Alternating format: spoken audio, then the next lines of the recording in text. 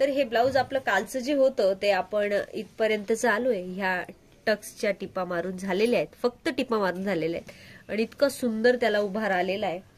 तर तो बघू शकतो आपण की विदाऊट कटोरी सारखं दिसणारं पॅटर्न असं तयार झालेलं आहे या ठिकाणी. म्हणजे चेस्ट बरोबर बसण्यासाठी आपली जी जागा आहे ती तयार झालेली. इथून जवळजवळ 3 इंच वर असं येते. मग अशा पद्धतीचं हे दिसलं पाहिजे.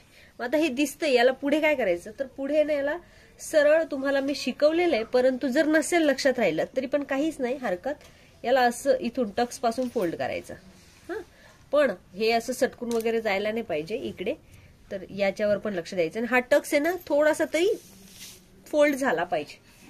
खडू दे तर आहे ना, इथून आपण अर्धा इंच घेऊन असा घेणार आणि कोण्यावर चढवणार, पण इथून कोणा परत उतरणार आणि परत अर्धा इंच घेणार. असे टक्स द्यायचे आपल्याला.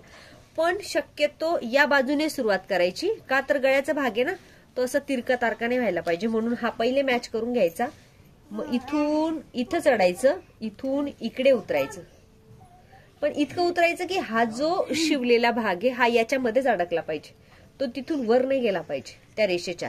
म्हणजे ही जी रेष येणार आहे आणि आपण जेव्हा त्याला ओपन करू तो त्या खंड पडलेल्या रेषेच्या वर नाही गेला पाहिजे.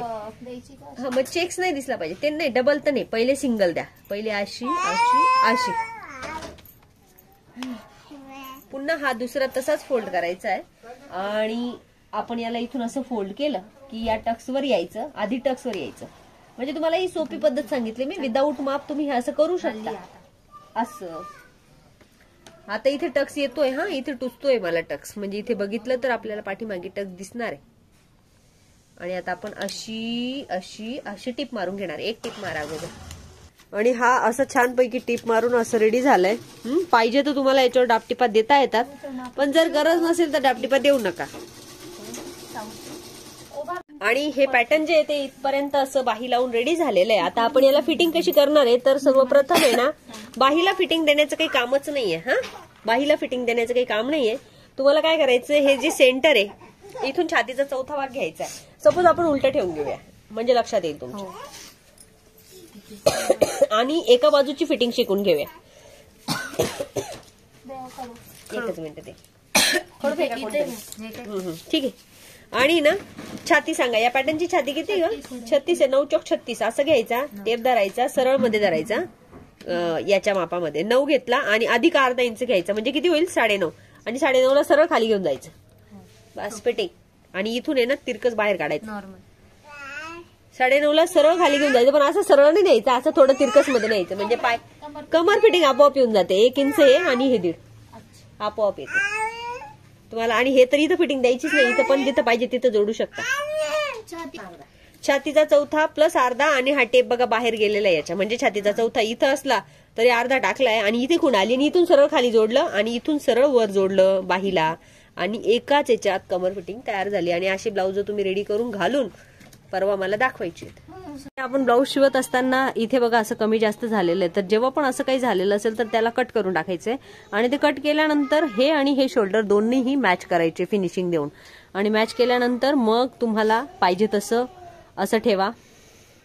अर्धा इंचवर टीप द्या, पण या साईडला गळ्याच्या बाजूला चांगलं लॉक करा मशिनीवर, तसंच त्या बाजूला. कारण आपण याला पायपिंग लावत नाही, त्यामुळे लॉक करणं गरजेचं आहे. नाही लॉक केलं तर उसवून जाईल आणि तिथे ताण पडतो. म्हणून इथे हे लावल्यानंतर तुम्हाला बाही लावायची तर ठीक आहे, नाही तर पायपिंग लावा आणि फिटिंग द्या. आता हा आणि हा तरी पण इतका गॅप पडतोय, तर मग काय करायचं, हे आतमध्ये जायचं आणि इथे थोडंसं जास्त घेऊन टिप मारायची. त्यासाठी जी बाही आपण ही गोलवाली कापून घेतलेली आहे तिला आपण इकडून नुसती लावायला सुरुवात करायची. अशी आणि अशी प्लेन मध्ये लावायची, समजलं. आणि एका साईडला पिको करायचा. कटिंग तुम्हाला माहिती नसली तर मी दाखवून देते जाताना. अशी करून कटिंग दाखवून मला पॅटर्न शिकायचा असेल तर बघू शकता. याच्यावर आपण बाही बनवतोय आणि हा बाही शिकवते मी. डबल पेपर घेतलाय आणि याच्यावर असा फोल्ड करायचा समोसा आकारामध्ये. 4 पदरी झाला. नंतर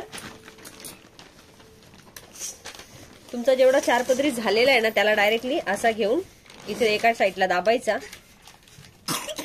आणि असा गोल करायचा.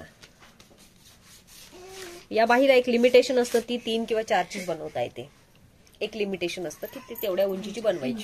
हा तेवढी उंचीची बनवायची समजा. तर आता समजा मी 4ची बनवणार इथे.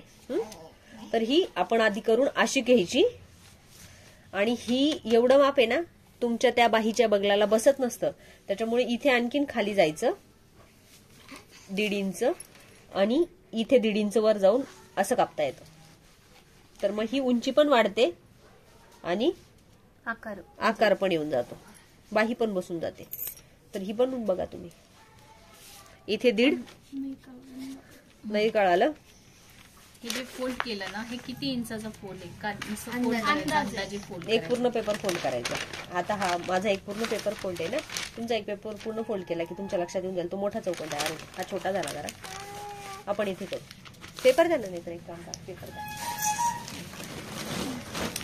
आपण एका पेपरवर पण ट्राय करूया. तर हा पेपर आहे, हा पेपर मोठा असतो आणि ही बाहीचा आकार बनवतो बरोबर. असा घेतला की अगोदर याचा प्रथम गोल जो आहे तो असा बनवून घ्यायचा, जो की तुम्हाला माहिती कसा बनवायचा. आणि एक 4 इंचची 4.5 इंचची बाही तुम्हाला बनवता येते. झालं. 2 गोष्टी समजल्या. ही 4ची घेतली आणि ही उंची घेतली. त्याच्यानंतर इथे बंद बाजूला 1.5 इंच घेऊन टाकायचं आणि खालच्या बाजूला 1.5 इंच घ्यायचं. तर हे हे हे हे असं जोडायचं.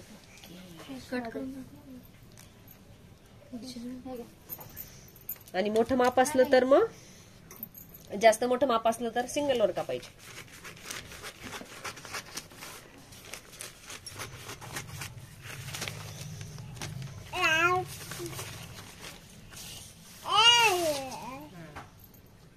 ते अशी झॉलर येते अम्ब्रेला आणि इथे पिको करायचा, अशी जोडायची.